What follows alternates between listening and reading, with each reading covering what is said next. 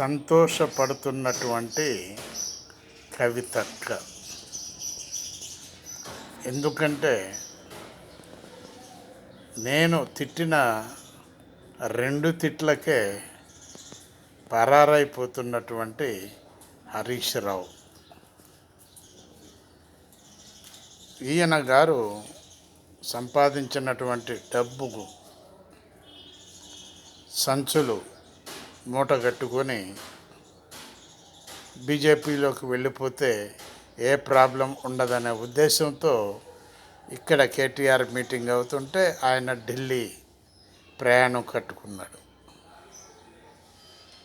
BJP వాళ్లకు చూసారా, నేను ఆ మీటింగ్లో లేను, నేను మీకు దగ్గర అవుతున్నాను అని చూపించటానికి ఢిల్లీ వెళ్ళటం జరిగింది.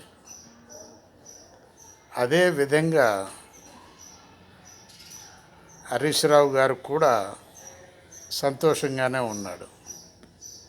వీళ్ళ బాధలతో నాకెందుకు, నాకు దొరికిందేదో నేను తీసుకొని పక్కకు జరగటం మంచిదనే ఉద్దేశంతో ఆయన ఢిల్లీ పోవటం జరిగింది. కవితక్క మరొక ఆరోపణ కూడా చేసింది. వీళ్ళందరూ ఎక్కడెక్కడ డబ్బులు వసూలు చేశారు, ఏ స్టూడియోల ముందు డబ్బులు వసూలు చేశారు, ఎంతెంత వసూలు చేశారు, నా వాటా నాకు సరిగ్గా దక్కలేదు అనేటటువంటి ఆరోపణ కూడా ఈ కవితక్క మనసులో ఉన్నది.